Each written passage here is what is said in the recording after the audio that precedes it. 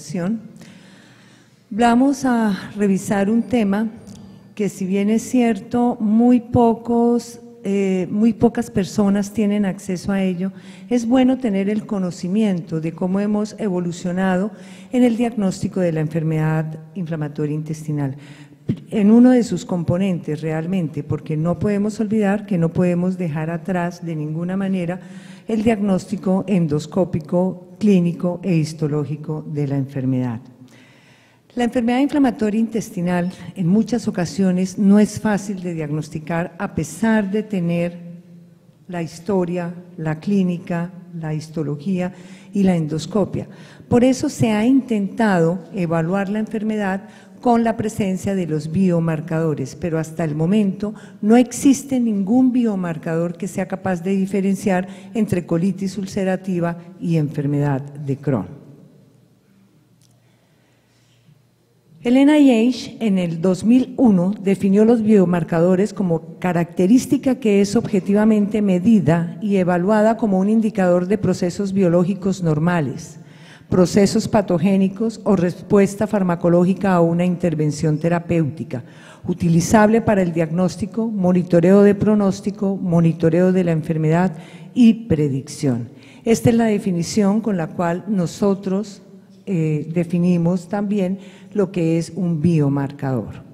El genoma humano está compuesto más o menos de unos 20.000 genes y de esta forma nosotros podemos conocer el DNA específico, el RNA transcriptor y las proteínas que forman parte de él. Esto nos sirve para poder definir o poder estudiar la presencia de un biomarcador. Diferentes vías celulares en la enfermedad inflamatoria intestinal son con las que contamos en este momento y de ahí podemos especificar el estudio de los biomarcadores. La función de barrera, la restitución epitelial, la defensa microbiana, regulación inmune, generación de especies oxígeno reactivas, la autofagia y la homeostasis celular. Los biomarcadores más conocidos hasta el momento son el PANCA y el ASCA, que son con los que nosotros contamos de manera práctica hoy en día, por lo menos en nuestro medio. ¿Para qué nos sirven estos biomarcadores? Quizás en nuestro medio la utilidad no es muy clara, ya que muchos de los médicos lo utilizan para definir el diagnóstico mismo de la enfermedad. Más adelante voy a mostrar para qué sirve cada uno de ellos. El ASCA es mucho más específico para definir la enfermedad de Crohn, que nosotros sabemos que específicamente tiene un compromiso de todo el tracto gastrointestinal, y el PANCA nos sirve para definir específicamente la colitis ulcerativa. Tenemos otros reactantes de fase aguda, la PCR, la velocidad de sedimentación, marcadores fecales, y voy a revisar algo de los futuros biomarcadores. La PCR es una proteína de fase aguda que quizás es la más utilizada por la gran mayoría de gastroenterólogos cuando se quiere evaluar la actividad misma de la enfermedad. Es producida por el hígado y activada por la interleuquina 6, el factor de necrosis tumoral alfa, la interleuquina beta 1. Tiene una vida media de 19 horas y sus valores pueden alcanzar unas cifras entre 5 y 200 miligramos por litro, y específicamente la podemos encontrar aumentada en la enfermedad de Crohn. Sin olvidar que la PCR puede elevarse en cualquier patología de tipo inflamatoria, patología de tipo neoplásica o cualquier otro tipo de patología.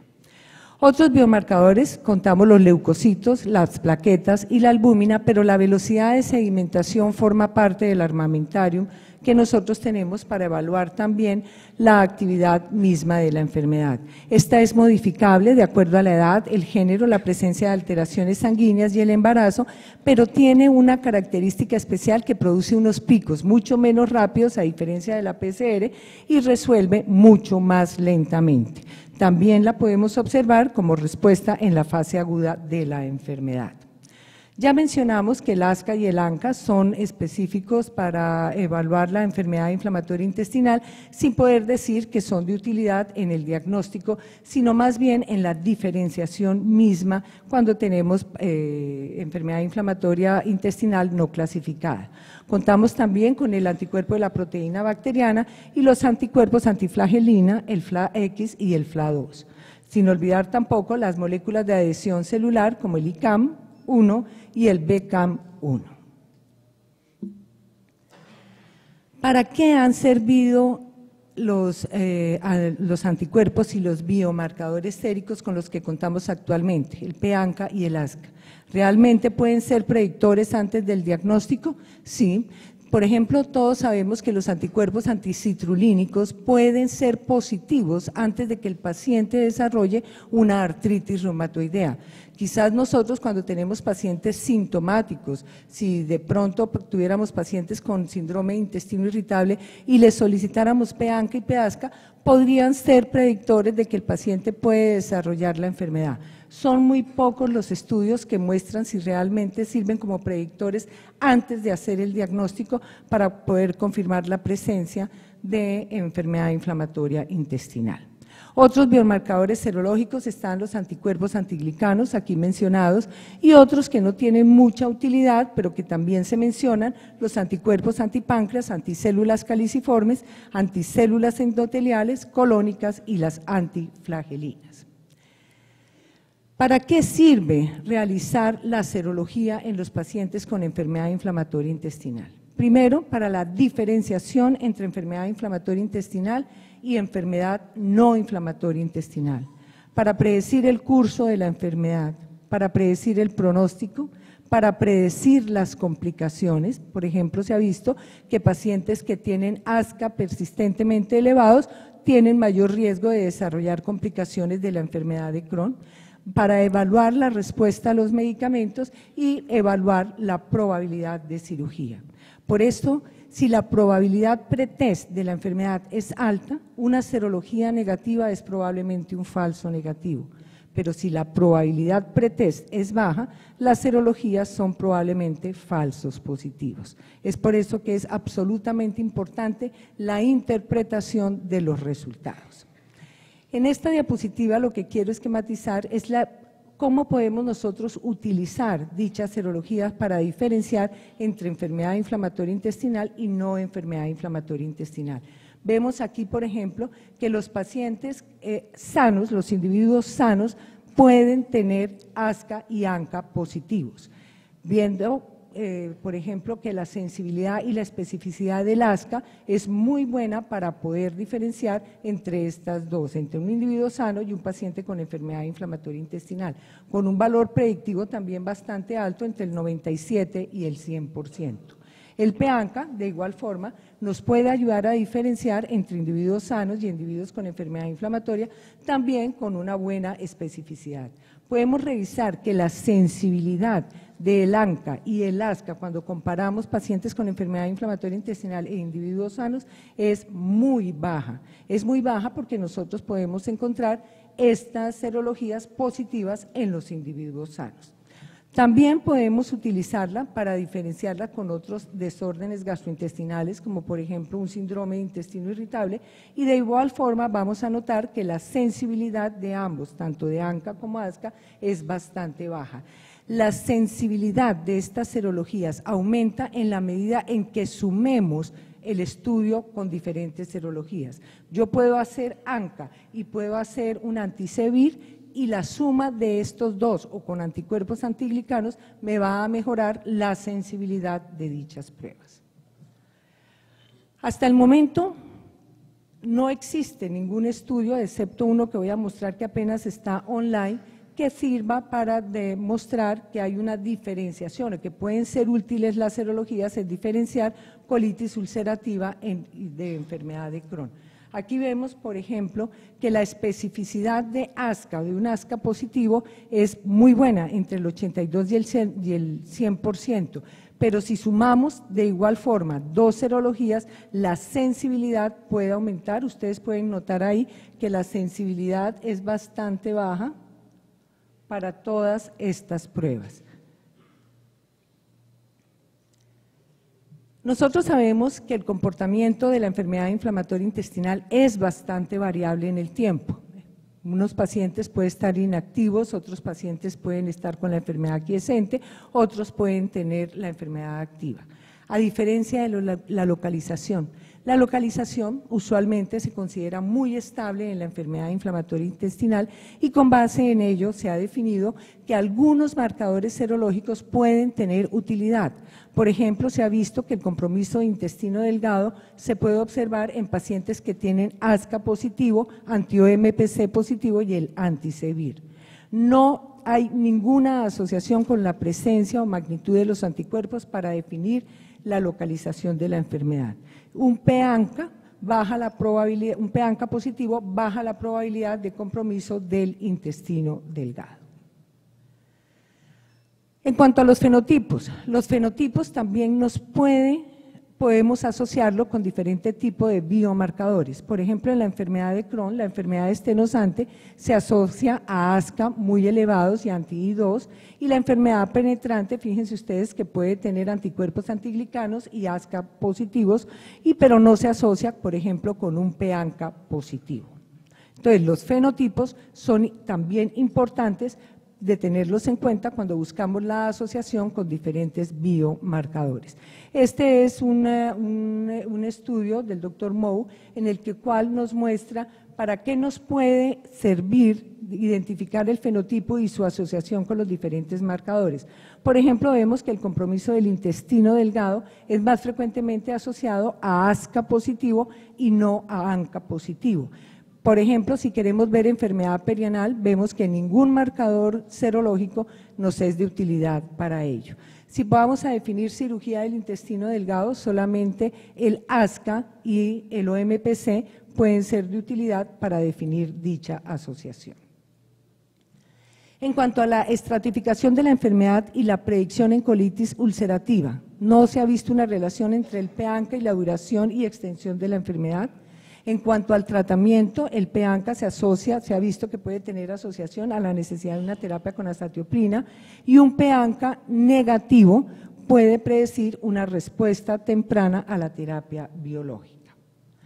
En cuanto a los defectos genéticos, cuando vemos mutaciones en el NOD2 y en el CAR1, podemos observar que va a existir una rápida y agresiva forma de enfermedad de Crohn. Y si esto lo sumamos a la presencia de biomarcadores serológicos como el ASCA, el anti-OMPC y el anti-SEVIR, podemos predecir que el paciente podría presentar una fibroestenosis como complicación de su enfermedad de Crohn. Entonces, ¿cuándo, por ejemplo, debemos usar la PCR? En el estudio de un laboratorio básico en un paciente que nos llegue con enfermedad inflamatoria intestinal. Su utilidad es mucho mayor en la enfermedad de Crohn que en la colitis ulcerativa. En la colitis ulcerativa podemos observar muchas veces que la velocidad de sedimentación globular es mucho más representativa en estos casos. Durante la actividad para establecer el estado sumado a la velocidad de sedimentación, durante la terapia con terapia biológica, antes de considerar remoción de la terapia dual, y anualmente o cada 6 meses realizar laboratorios. De igual forma, podemos utilizar los marcadores fecales asociados al uso de los marcadores serológicos. ¿Qué investigamos entonces? La diferenciación entre enfermedad inflamatoria intestinal y síndrome de intestino irritable, la diferenciación entre colitis ulcerativa y Crohn, para determinar el pronóstico, predecir el curso, predecir el desarrollo de complicaciones posteriores y necesidad de cirugías, y definir una colitis no clasificada, que entre otras cosas la mayoría de los estudios se preguntan si es realmente importante definir si la colitis es no clasificable o es una colitis ulcerativa o es una enfermedad de Crohn. En cuanto a la prevalencia de los diferentes marcadores serológicos en enfermedad inflamatoria intestinal, PAP muestra, por ejemplo, los ASCA, muestra que tiene una prevalencia en enfermedad de Crohn de un 39 al 76%. Vemos, por ejemplo, el ANCA de un 45 a 82% en colitis ulcerativa.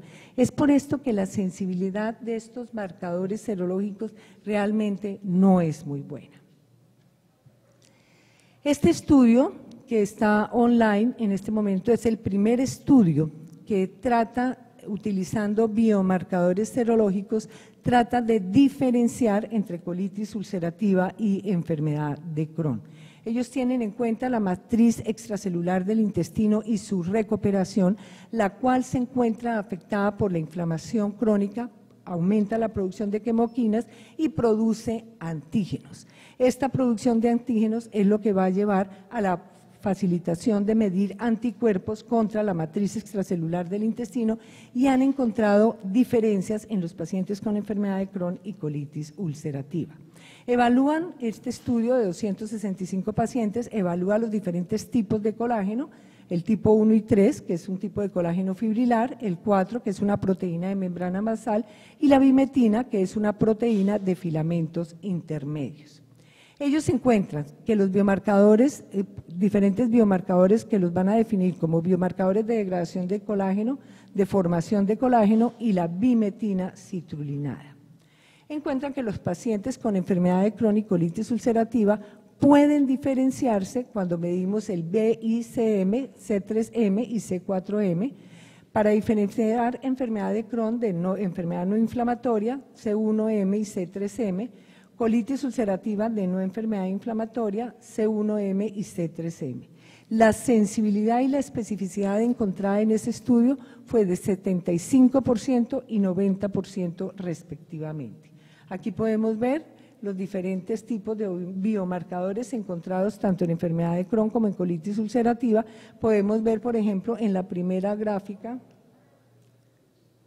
en la primera foto podemos ver la diferencia, podemos encontrar que el BICM puede diferenciarnos entre enfermedad de Crohn y colitis ulcerativa y esa es una de las conclusiones que nos muestra dicho estudio. Aquí vemos de igual forma la sensibilidad y la especificidad y la seguridad diagnóstica de estos diferentes biomarcadores utilizados en este estudio y vemos que la seguridad diagnóstica alcanza entre un 60 y un 98%. Yo creo que falta más estudios para evaluar diferenciación entre colitis ulcerativa con la utilización de los biomarcadores. Esta diapositiva es muy conocida por todos ustedes, en donde podemos ver la sensibilidad y la especificidad del ASCA y el ANCA, que son los que nosotros más frecuentemente utilizamos para evaluar el curso de la enfermedad inflamatoria intestinal. Entonces, ¿cuándo debemos ordenar las serologías? Primero, cuando existe una alta probabilidad de falsos positivos. Nosotros debemos utilizarlo en pacientes en quienes sospechamos que existe la enfermedad inflamatoria intestinal, que tienen sospecha de enfermedad de Crohn versus colitis ulcerativa y no hemos podido diferenciarlas. Familiares, en los familiares de primer grado, por ejemplo, para poder encontrar si tiene familiares con enfermedad inflamatoria intestinal, vemos que la utilidad es 0. En pediatría se utilizan de rutina los marcadores intestinales para poder diferenciar entre enfermedad de Crohn y colitis ulcerativa. Dentro de los marcadores fecales tenemos la calprotectina fecal, la lactoferrina, el S100A12 que se encuentra en estudio y que se comporta básicamente igual a la calprotectina. La calprotectina no se utiliza para diagnóstico, sino para seguimiento de la actividad de la enfermedad y su diferenciación con síndrome de intestino irritable, porque nos evalúa el grado de inflamación mucosa, el curso de la enfermedad y nos puede ayudar a predecir recaídas. De hecho, en muchos estudios se ha utilizado la calprotectina para seguimiento en el curso de la enfermedad y su respuesta al tratamiento. Este es el único estudio que muestra un monitoreo con calprotectina en pacientes con terapia con esteroides y se les hace un seguimiento para evaluar la respuesta a los mismos y encuentran que la calprotectina predice el curso con los esteroides.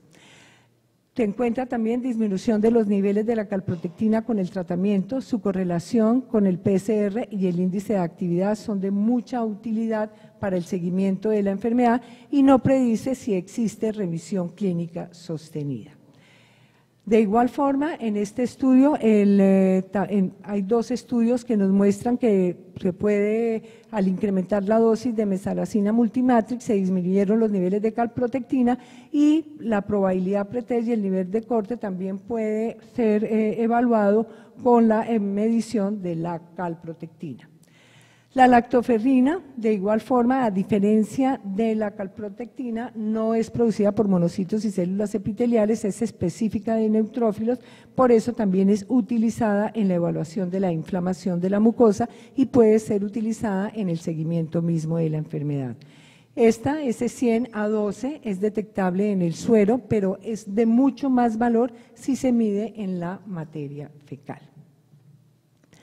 Aquí podemos ver la calprotectina, su sensibilidad y su especificidad de acuerdo al corte que se realice. Si es de 50 picogramos por gramo, la sensibilidad es del 89% y la especificidad de 81%. Pero si se realiza un corte de 100 picogramos por gramo, la sensibilidad es del 98% y una especificidad del 91%. La sensibilidad de la lactoferrina es del 80% y la especificidad del 82%. Estos son unos biomarcadores que están siendo estudiados y que son basados en el metaboloma, como la indolamina, la L-arginina, perfiles de expresión genética y la formación proteómica. Estos apenas se encuentran en estudio. En resumen, yo quería comentarles este estudio del doctor Schoeffer, en el cual él toma varios gastroenterólogos en Canadá. El número de participantes son 153 gastroenterólogos, la gran mayoría hombres, 142 hombres, 11 mujeres, con una edad promedio de más o menos 45 años. La mayoría de ellos trabajando en práctica privada y con un número de pacientes en el último año entre 41 y 100 del 41%.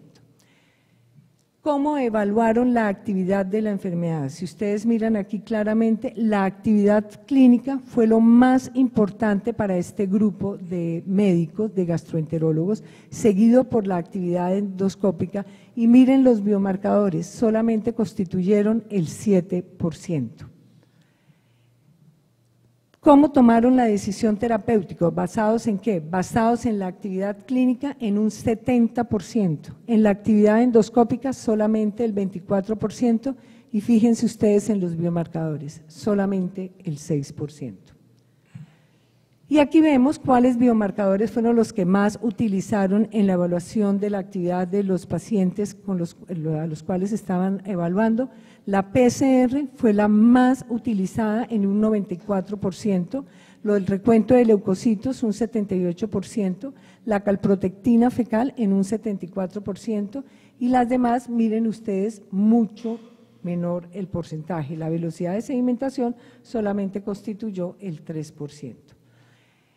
Este es un algoritmo para sugerir cómo se deben evaluar los diferentes biomarcadores, tanto serológicos como fecales, en la evaluación de la actividad misma de la enfermedad.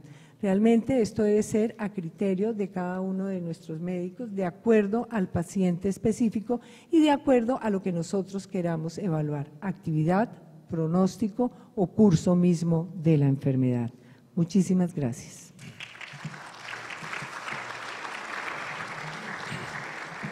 Muchas gracias, doctora Luis Hani, por su excelente presentación.